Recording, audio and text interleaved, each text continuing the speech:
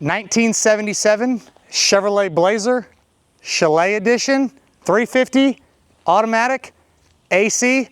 Let's take it for a test drive.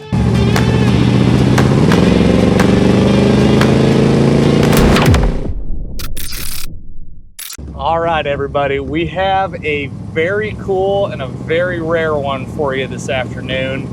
We are in a 1977 Chevrolet Blazer. This is a Cheyenne trim level Blazer with the Chalet camper package on top of it, and that is on the spid decal. This is a real Blazer Chalet, and if you're not familiar with these, what they are is a standard Blazer with a camper package basically put on top of them, basically when they were new. So they made about 1,800 or so of these in 1976 and 1977.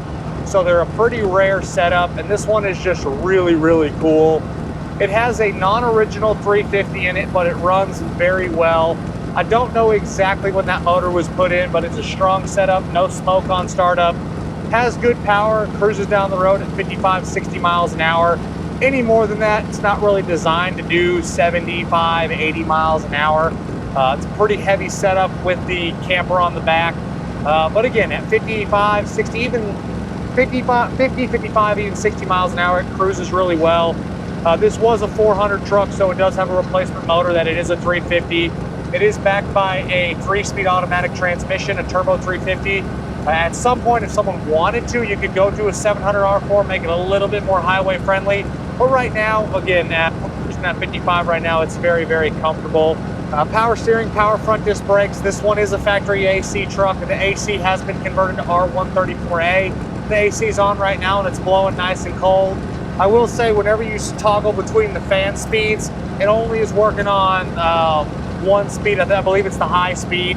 So you got a good volume of AC coming out of the vents, but you can't turn it down to low or medium. It's stuck on that high setting, which is okay by me. And again, mechanically, just a good driving truck. You have your 4x4 with automatic locking hubs. Exhaust is a replacement style exhaust. It's got, I think, glass pack mufflers, but it's not very loud. You really don't hear the exhaust. And again, drivability is pretty good. It's a comfortable driving truck. It's not a bear to drive. It really drives like a stock style Blazer. Obviously, you get into a heavy turn, you can notice that you got a camper sitting on your back, but still a very easy truck to drive and very, very comfortable. On the interior, it's your stock style tan bucket seat interior, at least up front. The door panels have some age on the top of them. The dash has some cracks in the speaker grill area. Gauges are easy to read. You have tilt, kick panels look good. Carpet's like a replacement style carpet, good mats. You do have like a headliner in here. Visors are in nice shape.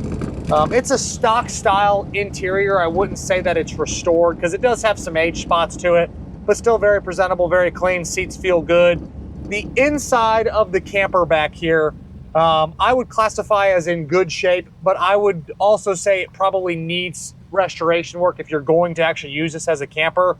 The biggest thing with the Chalet package, the top of the camper is supposed to pop up a little bit. If you do a little internet looking, you can kind of see where the top of the camper will go up.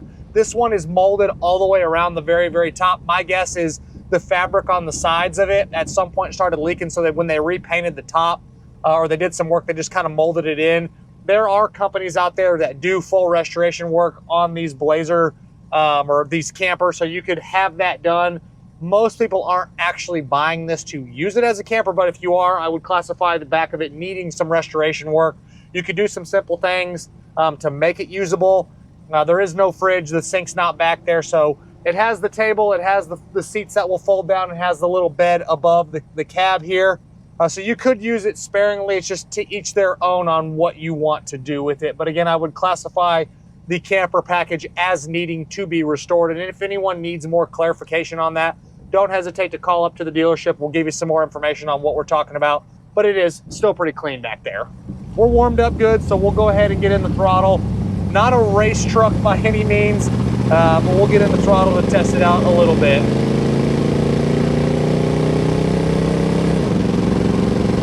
Nice shift. Some other items that were not working on this truck. The radio is not doing anything. It's not playing any sound and not getting any power to it, so I don't know what's wrong there. The washer fluid sprayers aren't spraying any fluid, but the wipers do work. And the tach moves a little bit when you're a little bit lower speed, but right now it says we're doing 50 at about 2,500, and it's dead set at 2,500 on the RPM, so it's not moving right now, but it tended to move just a little bit. So again, it was radio, washer fluid sprayers. The AC is working on the high setting, it's not switching to low or medium, and then you have the tach moves around just a little bit. But the rest of your gauges, the exterior lights, the heater, again, the AC is nice and cold. All of your major functions are working. Again, this one does have tilt, so you can get comfortable in here. On the underneath, it is a very solid Blazer. It's had a little bit of work done on both inner rockers. They did a nice job. It's a good solid pickup, or I guess I can't say pickup, good solid Blazer on the underneath. I don't see any current signs of rust issues. Just a good solid original style underneath with just a little bit of work done in the inner rockers. Exterior cosmetically, I don't know exactly when the truck was repainted, but it has some imperfections in the paint, some little imperfections on the top of the hood, some fisheye, some little bodywork, smaller imperfections. The trim looks good. You do have the spare tire mounted up front. That passenger side mirror over there does have a crack in it. The camper itself has some faded paint. It's got some scuffs. It's got some miscellaneous wear items. Again, classifying it as needing to be restored as far as the cosmetics and the functionality of it. You'll see photos of all the spots that I'm talking about. As far as the exterior goes, it will be in my additional informations tab on the website pcclassiccars.com, so you guys can check that out. Of course, if anyone needs clarification on anything or needs extra photos, videos, FaceTime, you can always reach out and I can get all of that stuff for you. But it's still a very good looking truck. You obviously have the Discover, I believe they're an AT3 tire. They're like a kind of an all-terrain tire. I believe the date code on them is 2018. No dry rot, no cracking. Suspension is all stock style equipment. The shocks do appear to be newer. You do have a 12-bolt rear end, I forgot to mention earlier.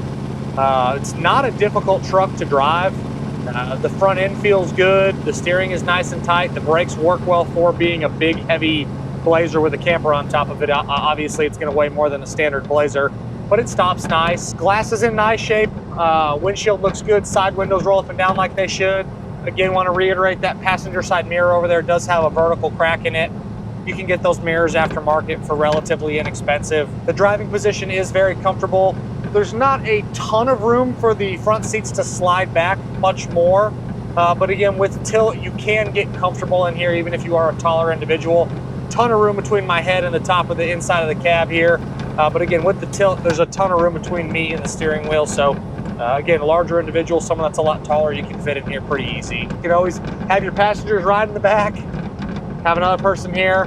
I always think it's fun to think back in the 70s, early 80s when people owned these when they were new, to take this on a road trip. People were driving these across country, going to campgrounds, taking families on vacation, sleeping 4 people in here. That's definitely a lot of people. That's what they say these sleep. You put 2 up here, put 2 in the back on the seats when they fold down into a bed.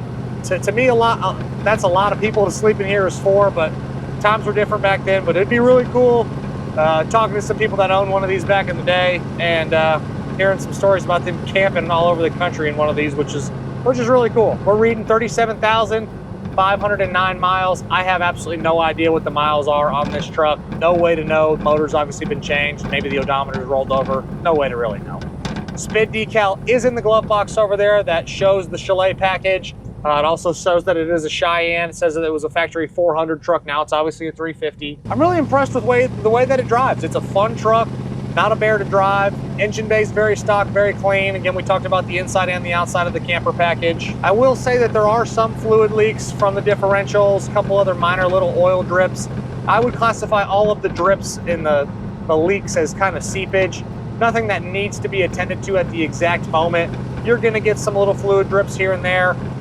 Being that it is an older vehicle, it's almost inevitable. You start driving it consistently, it might seal itself back up. The leaks could get worse. It's just kind of a gamble you take with any old car. There's no way to 100% know if it gets better or if it gets worse. Obviously, if it gets worse, you're gonna want to replace some seals. It's just part of owning an older vehicle. Across any platform, you're gonna get some leaks. But this thing's really cool. It's a lot of fun. They're rare. Again, the numbers aren't exact out there how many they made, but between 76 and 77, it's 1,800 or 1,900, somewhere in that range. So definitely a rare setup. You do not see them very often.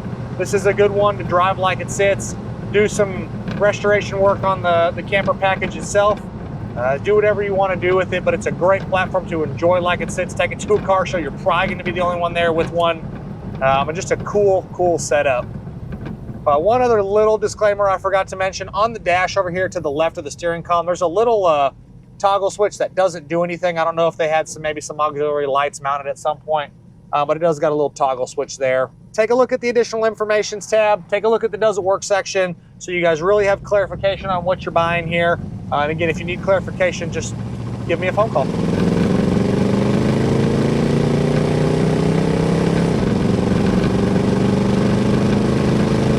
A little heavier acceleration. There's 45. There's 50. We'll hit 55 and then we'll just cruise there. We're in high gear at 55. I'm Mike. This is my 1977 Chevrolet Blazer Chalet edition. Check the additional information tab on the website PC Classic Cars. We'll catch you guys on the next video, and I hope you have a great rest of your day.